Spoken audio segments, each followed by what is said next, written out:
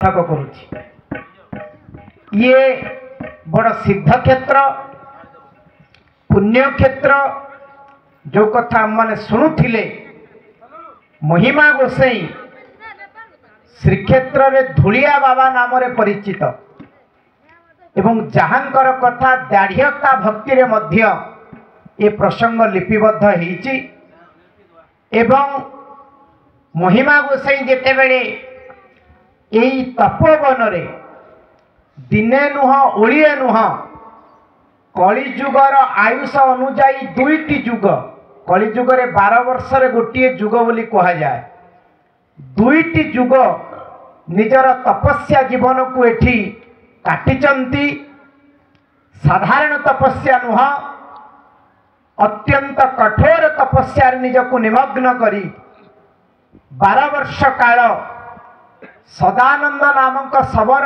द्वारा जोगुथिबा फल एवं ढेंकानाल तत्कालीन राजा भगीरथ महेंद्र बहादुर द्वारा जोगुथिबा दुग्धपान करी 24 वर्ष काल कठोर तपस्या आउ तार फलस्वरूप आज महिमा धर्म विश्वव्यापी एवं महिमा धर्म को आज समग्र विश्व चिंतन करिछि मनन करिछि स्वीकार करिछि तार अनेक गुड़िए दिग अच्छी किंतु वास्तव में आज जहाँ विषय दि जाइछि सनातन संस्कृति रे विजड़ित क्रियाकलाप और संस्कार विधान बंधुगण संस्कार एभली गोटे शब्द जदि से संस्कार आम भितर प्रवेश न करिब चाणक्यंक भाषा रे मनुष्य रूपेण मृगाः चरन्ति जड़े संस्कार विहीन मनीष लांगुड़ विहीन पशु सहित समान बोली शास्त्रकार माने कहिसंती सेतिपई सनातन संस्कृति रे 16 संस्कार विधान दिया जाइछि जहाँ गर्भाधान संस्कार ठारू आरंभ अंत्येष्टि क्रिया पर्यंत कई जात कर्म बा जन्म ठारू मृत्यु बोली कहती किंतु सनातन धर्म आउ दुई पाद आगु को जाई कहूची जन्म तो पूर्वर आहुरी दुईटी संस्कार हबार आवश्यकता अछि एवं जेते बेले पितार ब्रह्मबिंदु मार गर्भरे स्थानित होउची जदि सेई समय रे मार गर्भ संस्कारित गर्भ नुहे ताहा हेले केबे हेले सेई ठारू गोटे उत्तम संतान आशा करा जाई पारिबो नाही सेतिपई सनातन संस्कृति रे गर्भाधान संस्कार को गोटे महत्वपूर्ण विचार भाव रे निया जाइछि बा संस्कार भाव रे निया जाइछि कारण जदि गर्भाधान संस्कार टी ठीक थिबो ताहाले बाप जो भली हेले मध्य ता पाखरु गोटे उत्तम संतान जन्म हेई पारिबो तार गोटे दीटा उदाहरण देले आम समस्त को उचित हब आमे समस्ते भागवत रे भक्त प्रह्लाद कथा आलोचना करू प्रह्लादंकर बापा किए भक्त प्रह्लादंकर बापा होचंती हिरण्यकशिपु हिरण्यकशिपु किए राक्षस गोटे राक्षसर औरसरु केमिति भक्त प्रह्लाद जन्म नेला केमिति पश्चिमटा पूर्व दिगरे उदय हैला बहुत बढ़िया मीमांसा शास्त्रकार देइचंती कहले जेते बेले हिरण्यकशिपु तपस्या करिबा पई गला देवता माने देखिले ये तपस्या रे जदि बलशाली हुए ताहले यार समकक्ष के ही परिबे नाही तपस्या रे विघ्न करैले एवं विरक्ति होइकिरी हिरण्यकशिपु जेते बेले घर को पळे आसिला हिरण्यकशिपुर पत्नी कयाधु पचारिला तमे तो तपस्या करिबा को जाइथिलो फेरी आसिलो जे कहले आज समय भल नथिला मो शत्रुर नाटा मो कान पाखरे किए बारंबार उच्चारण करुथिला कयाधु पचारिले स्वामी तुमर शत्रु किए ना मोर शत्रु होची नारायण एई भली बारंबार बारंबार दिन सारा पचारि पचारि तांको तुंडरे नारायण शब्द को उच्चारण करी सेई राति रे कयाधु पुत्र भिक्षा कले संतान भिक्षा कले हिरण्यकशिपु को एवं पति पत्नींकर सहवास हैला जार परिणाम स्वरूप प्रहलाद भली गोटे पिला जन्म हैला आउ कारण हैला हिरण्यकशिपु भली आतंकवाद को विलोप करिवा पई नृसिंह को अवतरित कला। आउ गोटे उदाहरण नबा आमे समस्ते रावणर ना शुणिथिबा रामायण रे अत्यंत प्रचंड दैत्य रावण किंतु बापा किए विसर्वा ऋषि।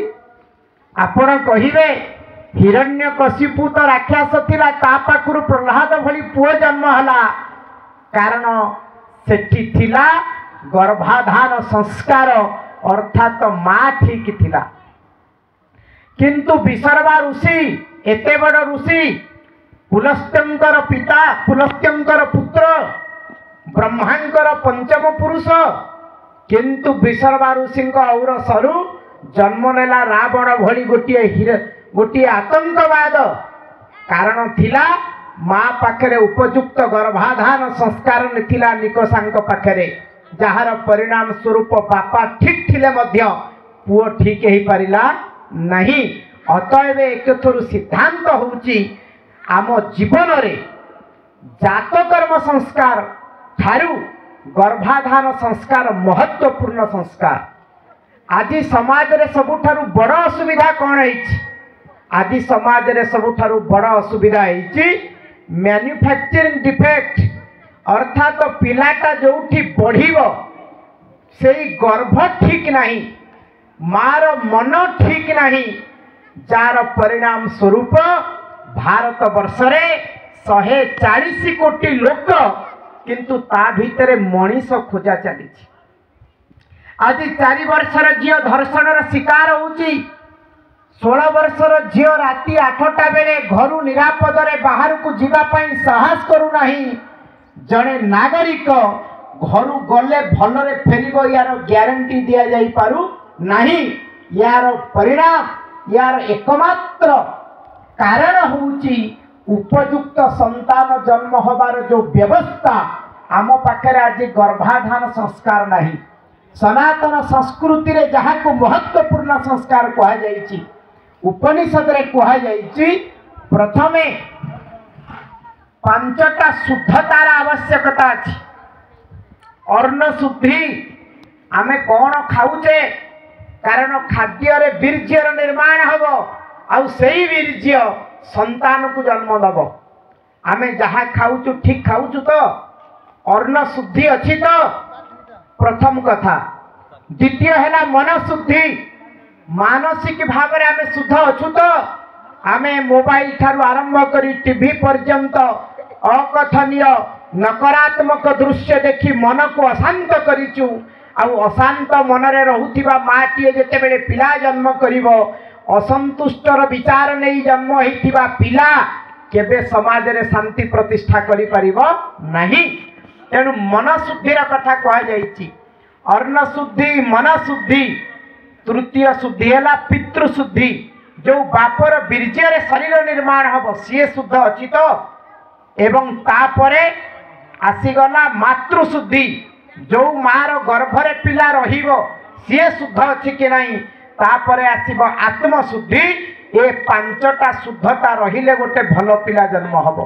तेणु सेथिपाई गर्भ संस्कार विधान तापरे द्वितीय संस्कार होचंती सीमंतयन तृतीय रे आसुचंती जात कर्म एवं पंचम रे आसुचंती नामकरण संस्कार। ये नामकरण संस्कार मध्य गोटे महत्वपूर्ण संस्कार। आगुरु कौन दिया जाउथिला सबु महापुरुष समाजर प्रतिष्ठित विद्वान ठाकुर मानकर ना रे पिलार ना दिया होथिला। आजिकाली आमे कौन ना दउचु आपण गोटे पिलार ना को भलरे उच्चारण 4 थर न सुनले करि परिबे। इते जटिल ना आमे सब दउचु। अच्छा जटिल नामधारी व्यक्ति सरल हबो बोली केमिति आमे अपेक्षा रखि परिबा। तेणु सेति पई ना दला बेले भी आम समस्त को विचार करने को पड़ो जे मो पिलार कौन मु ना दउची कारण ना सहित मध्य तार स्वभावर संपर्क अच्छी तेणु आमको नामकरण संस्कार उपर मध्य ध्यान देवा पड़ो। तापर आसूची चूड़ाकरण, तापर आसूची विद्यारंभ संस्कार, तापर आसूची विवाह संस्कार। आजिकल तो विवाहटा गोटे फैशन रे परिणत होती। केवल इंद्रिय सुख को चरितार्थ करने विवाह करा जाउची। विवाह शब्दर अर्थ कौन? विशेष भावे संसार भार बहन करिवार नाम विवाह। विवाह होचे एक संस्कार। विवाह पुत्रार्थम क्रियते भार्या, उत्तम संतान दवा विवाह करा जाए। किंतु दुर्भाग्य आज विवाह गोटे इंद्रिय सुख को चरितार्थ करिवार भोग सामग्री बनीची, जार परिणाम स्वरूप समाज रे आमे जहा संस्कार दबा कथा ताहा हेई पारु नहीं। अर्थात संस्कार संगे संस्कृति भी जड़ित एवं संस्कृति संगे आमर सभ्यता भी जड़ित, सभ्यता संगे आमर परंपरा भी जड़ित, परंपरा संगे आमर विचार भी जड़ित। जदि संस्कार लोप हो संस्कृति नष्ट हब, संस्कृति नष्ट हेले सभ्यता नष्ट हब, सभ्यता नष्ट हेले परंपरा नष्ट हब, परंपरा नष्ट हेले विचार नष्ट हब। आ विचार नष्ट हो जाइथिबा व्यक्ति पशु सहित समान। पशु आ मनीष भितर फरक कौन? पशु भी खाए पीए छुआ जन्म करे मरी जाए, आ मनीष भी जदि खाइब पीब छुआ जन्म करिब मरीजिब, ताहले मनीष पशु भितर फरकटा कौन?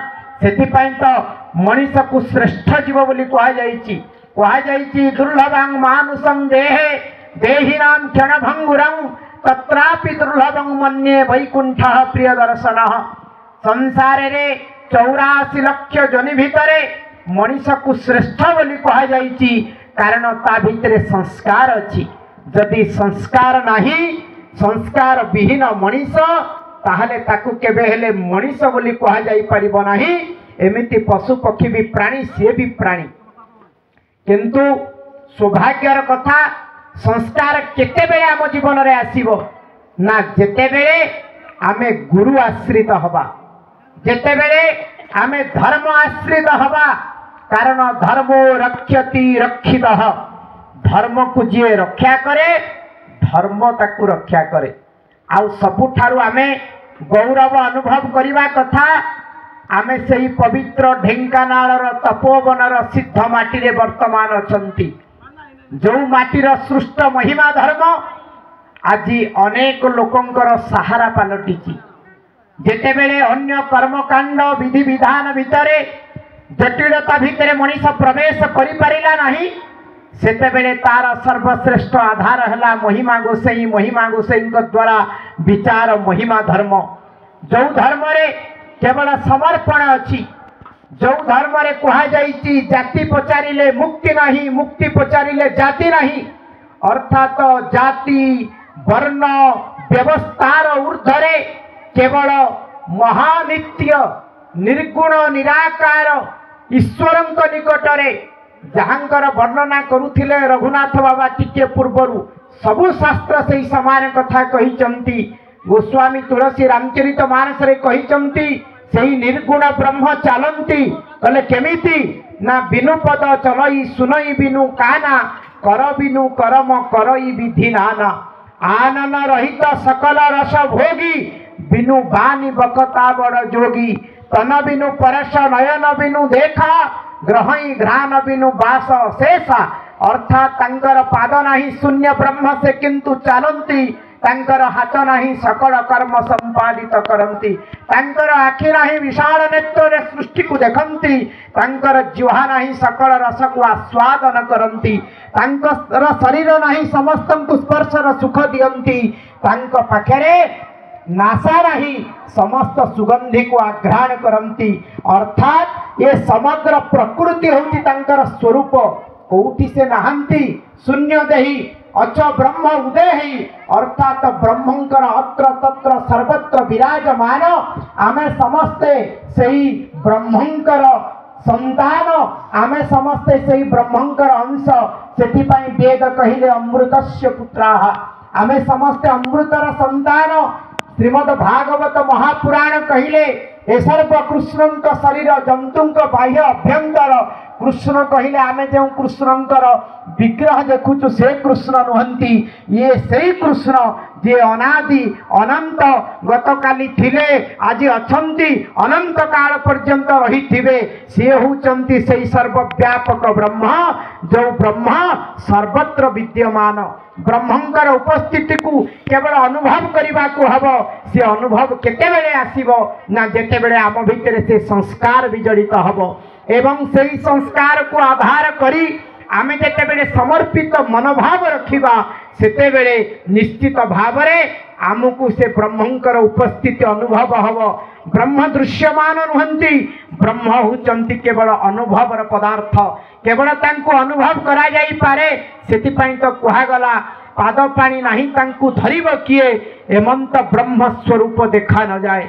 से दृश्यमान हुंती नहीं से किंतु अनुभवर ज्ञान रे आसंती तेणु आम समस्तंकु आमे भूली भूली जाउथिबा पुराणा कथा बोली आमे हे ज्ञान करुथिबा आमर संस्कार पद्धति आमर विचार आमर परंपरा को आमको मने रखा पड़िबो स्मरण करने को पड़िबो निज जीवन रे उतारिबा को पड़िबो आजिकाली आमे भाषण रे बहुत जोर दउछ किंतु सेटा आम जीवन रे केमिति कर्म रे आसीबो अर्थात कहिबा आ करिबा दीटा जाक जेते बेले आम जीवन रे आसीबो नाही सेते बेले समाज को केबे प्रभावित करि परिबो नाही जदि मु करू नाही मु जेते कहिले अन्य माने केबे हेले प्रभावित हेबे नाही मु तो सेति पई सब बेले कहे आज समाज रे जेते मतपंथ संप्रदाय र साधु संत माने अछंती सबुठारु अधिक प्रभावशाली एथिपई महिमा धर्मर साधु संत माने कारण एते बड़ निदाग शीतरे मध्य सेमानक देहरे चादर नहीं आज दिन रे भी तांको पादरे चपल नहीं पादुका से माने धरु नाहंती राति हेले भोजन करू नाहंती अर्थात गोटिए समर्पित सही प्राग वैदिक कालरू रही आसीथिबा सही महा